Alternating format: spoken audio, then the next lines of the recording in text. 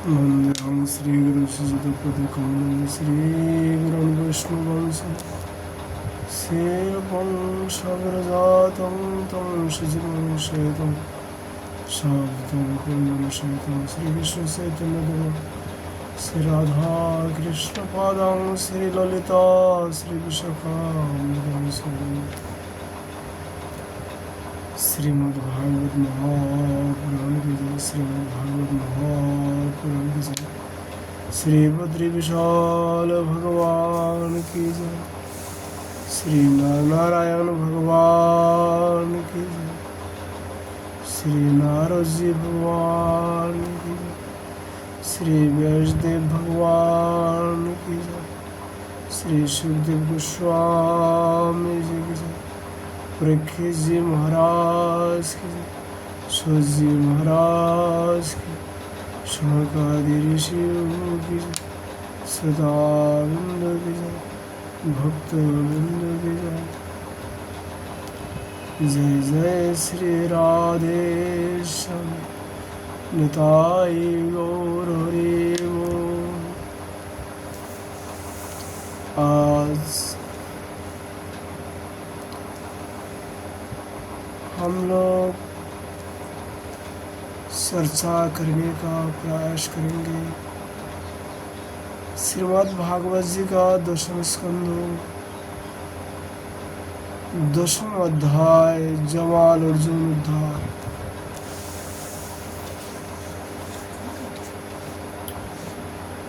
राजवाच कथं भगवान् तत्रायो सपश्य कारणं यत्तद् विगर्हितं कर्म जेन वा देवर्षस्तमः।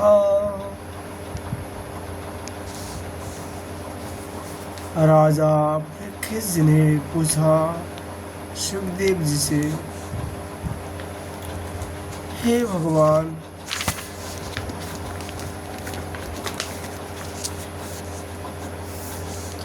आप कृपया यह बतलाइए कि नौल कुमार और मुनिग्रीव को शाप क्यों मिला।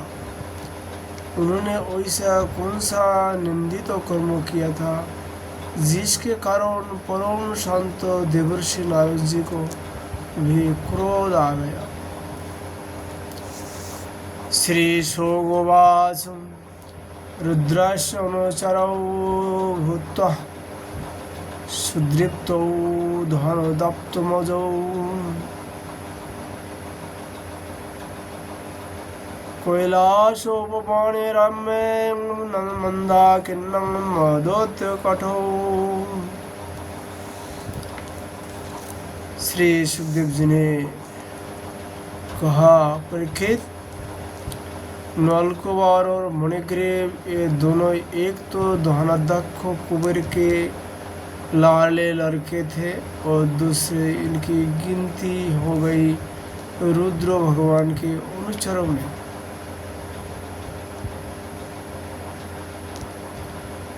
इसी से उनका घमंड बढ़ गया। एक दिन वे दोनों मंदाकिनी के तट पर कैलाश के रमणीय उपवन में बारूणी मदिरा पीकर मदन मत्त हो गए थे। नशे के कारण उनकी आंखें घूम रही थी। बहुत सी स्त्रियां उनके साथ गा बजा रही थी और वे पुष्प से लादे हुए वन में उनके साथ विहार कर रहे थे। उस समय गंगा जी में पात के पात कमल खिली हुई थी। वे स्त्रियों के साथ जल के भीतर घुस गए और जैसे हाथियों का जोड़ा हाथिनियों के साथ जल क्रिया कर रहा है, वैसी वे उन युवतियों के साथ तरह तरह की क्रिया करने लगी।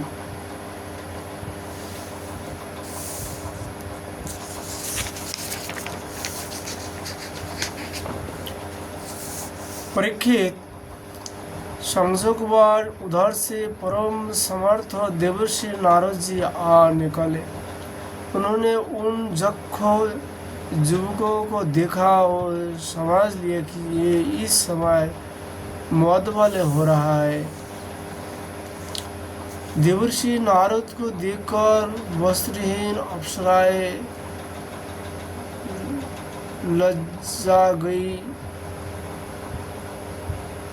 सांप के डर से उन्होंने तो अपने कपड़े झटपट पहनने लगे, परंतु इन जख्मों ने कपड़े नहीं पहने।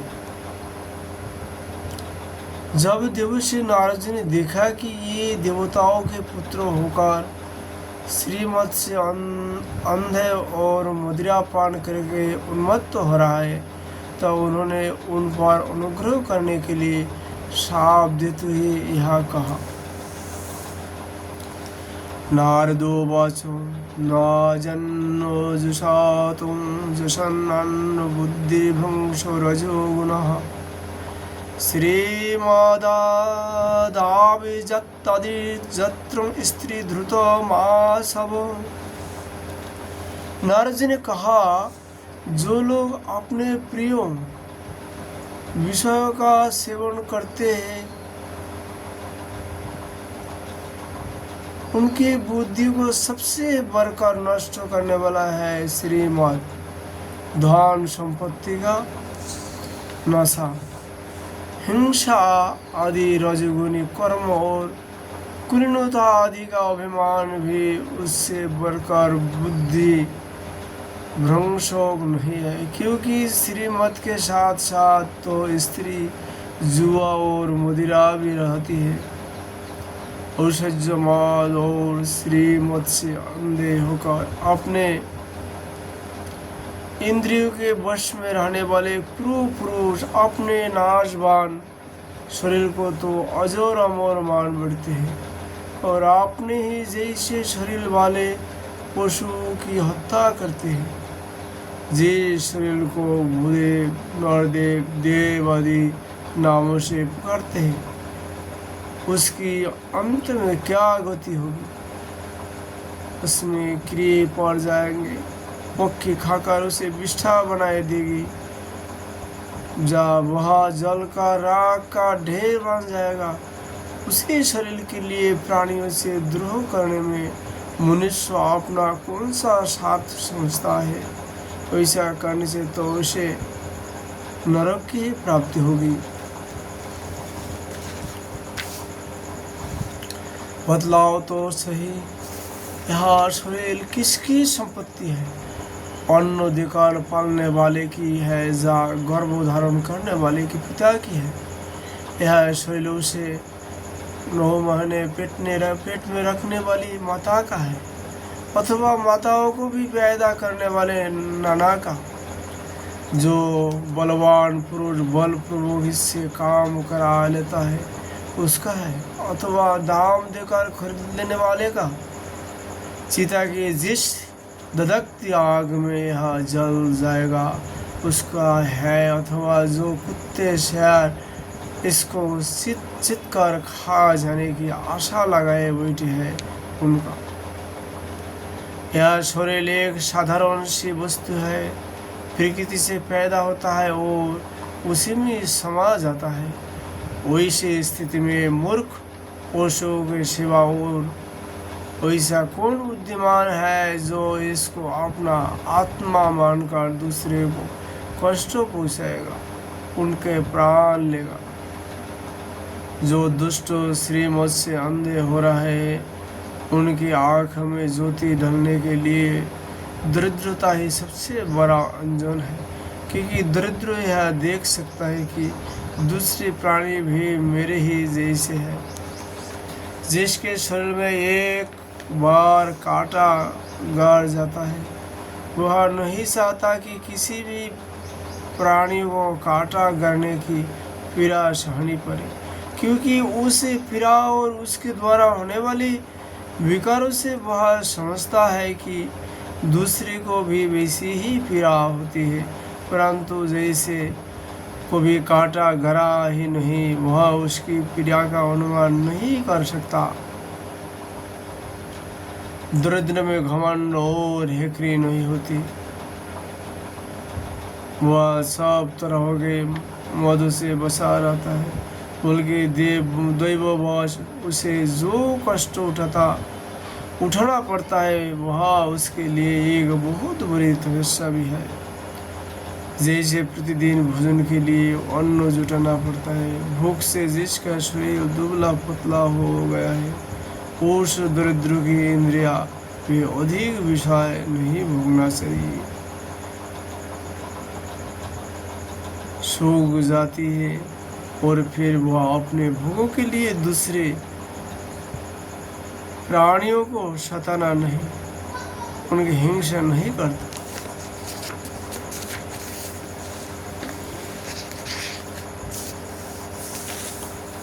यद्यपि साधु पुरुष समदर्शी होता है, फिर भी उनका समागम दरिद्रों के लिए ही दुर्लभ है, क्योंकि उसकी भूख तो पहले से ही छूटी हुई है।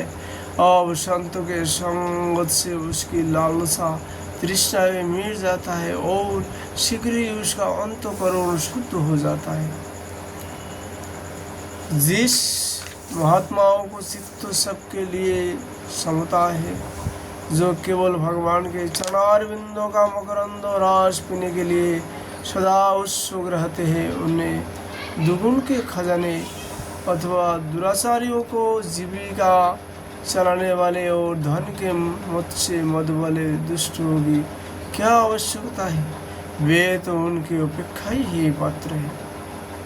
ये दोनों जख्खो वारुणी मदिरा का पान करके मद वाले और श्रीमत से अंध हो रहा है। अपने इंद्रियों की अधीन रहने वाले इन स्त्री लंपट जख्खों का अज्ञान जनित मद में चूर चूर कर दूंगा।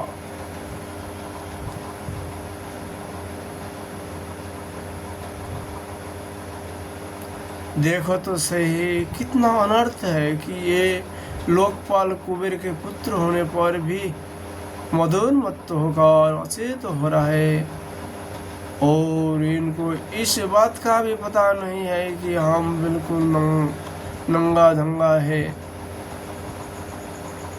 इसलिए ये दोनों वृक्ष जुनि में जाने के योग्य है। वैसे होने से इनने फिर इस प्रकार का अभिमान ना होगा।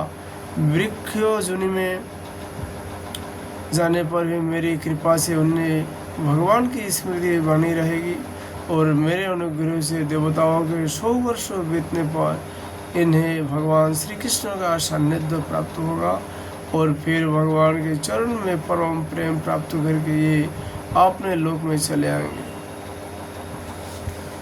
श्री शोगोवाच एवं मुक्त आत्मा सा देवर्षि गतौ नारायणाश्रमं नलकुवरं मुनिग्रीव भाषतुज्जमलार्जुन। सुखदेव जी कहते हैं, देवर्षि नारद इस प्रकार कहकर भगवान नारायण के आश्रम पर चले गए।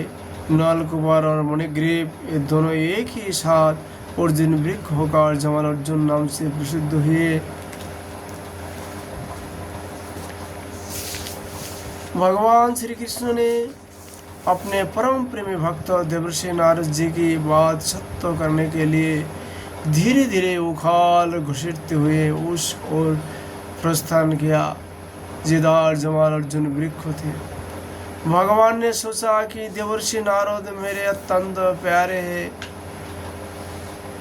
और ये दोनों भी मेरे भक्त कुबेर के लड़के हैं, इसलिए महात्मा नारद ने जो कुछ कहा है उसे मैं ठीक उसी रूप में पूरा करूँगा। यह विचार करके भगवान श्री कृष्ण दोनों वृक्षों के बीच में घुस गए। वे तो दूसरी ओर निकल गए, परंतु उखाल टेढ़ा होकर अटक गया। दामोदर भगवान श्री कृष्ण की कमर में रस्सी कसी हुई थी। उन्होंने अपने पीछे लुढ़कते हुए उखल को ज्यों ही तनिक जोर से खींचा, त्यों ही पैरों की सारी जड़ें उखाड़ गए। समस्त बाल विक्रम के केंद्र भगवान का तनिक सा जो लगती है, पैरों के तने शाखाएं छोटी छोटी डालियां और एक एक पत्ते कांप उठे, और वे दोनों बड़े जोर से तरतराते हुए पृथ्वी पर गिर पड़े। उन दोनों वृक्ष में से अग्नि के समान तेजस्वी दो सिद्ध पुरुष निकाले। उनके चमचमाते सौंदर्य से दिशाएं दमक उठे। उन्होंने संपूर्ण लोक के स्वामी भगवान श्री कृष्ण के पास आकर उनके चरण में सिर रखकर प्रणाम किया और हाथ जोड़कर शुद्ध हृदय से वे उनकी इस प्रकार स्तुति करने लगे।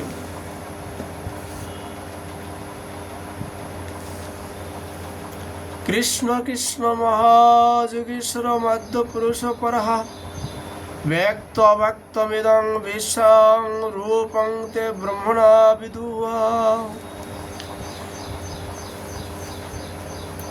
उस वृक्ष से निकाले हुए कुबेर तनय हयग्रीव और मुनिग्रीव दोनों ने भगवान को इस प्रकार स्तुति किया।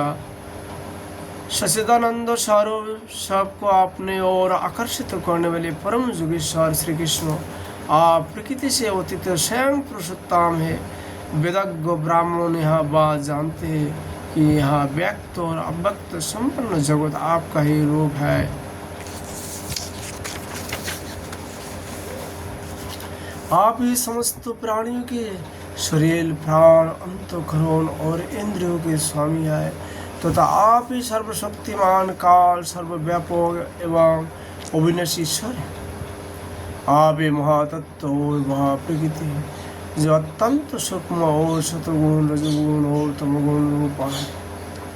आप ही समस्त स्थूल और सूक्ष्म शरीर के कर्म भाव धर्म और सत्ता के जानने वाले सबके साक्षी परमात्मा है।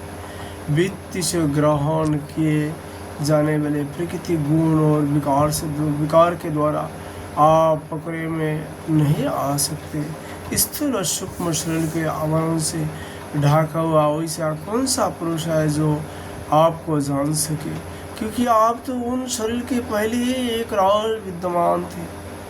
समस्त प्रपंच के विधाता भगवान वासुदेव को हम नमस्कार करते हैं। प्रभु आपके द्वारा प्रकाशित होने वाले गुणों के गुणों से ही आपने अपनी महिमा छिपा रखे। परम ब्रह्म स्वरूप श्री कृष्ण हम आपको नमस्कार करते हैं। आप प्राकृत शरीर से रहित थे, फिर भी जब आप वैसी पराक्रम प्रकट करते हैं जो साधारण शरीरधारियों के लिए शक्य नहीं है और जिनके बरकर तो क्या जिनके समान भी कोई नहीं है कर सकता, वह उनके द्वारा उन शरीर में आपके अवतार का पता चल जाता है। प्रभु आप ही समस्त लोगों के अभुदाय और निश्रेयस के लिए इस समय अपनी संपूर्ण शक्तियों से अवतीर्ण हुए हैं। आप समस्त अभिलाषाओं को पूर्ण करने वाला है। परम कल्याण साध्य स्वरूप आपको नमस्कार है। परम मंगल साधन स्वरूप आपको नमस्कार है। परम शांत सबके हृदय में विहार करने वाले यदुवंशी शिरोमणि श्री कृष्ण को नमस्कार है।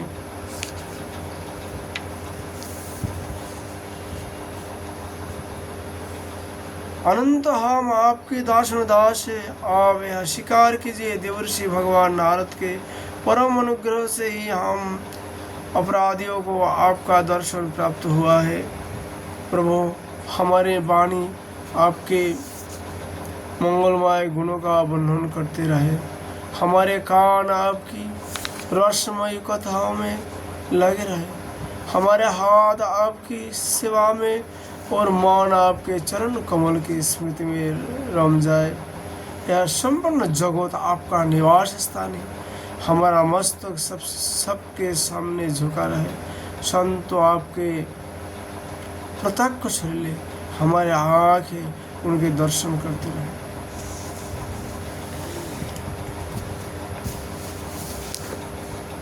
श्री सुखदेव जी कहते हैं, सौंदर्य माधुर्य निधि गोकुलेश्वर श्री कृष्ण ने नलकुमार और मणिग्रीव के इस प्रकार स्तुति करने पर रस्सी से उलूखल में बाधे ही हंसते हुए उनसे कहा। श्री भगवान ने कहा, ज्ञातं मम पूर्वैतो तृषिणा करुणात्मनां यश्श्रीमदन्धौर्वाग्भिर्विभंशोऽनुग्रहः कृतः।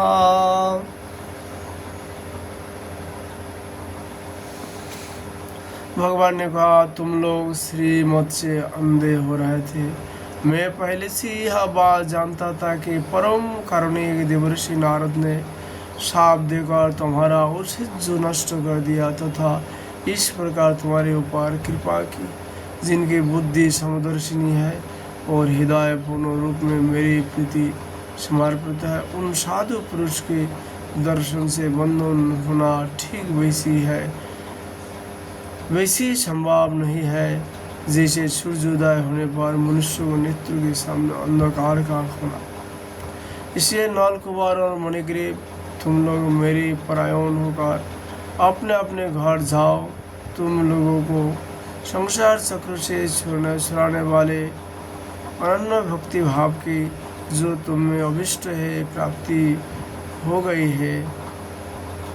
श्री सुखदेव जी कहते हैं, जब भगवान ने इस प्रकार कहा तब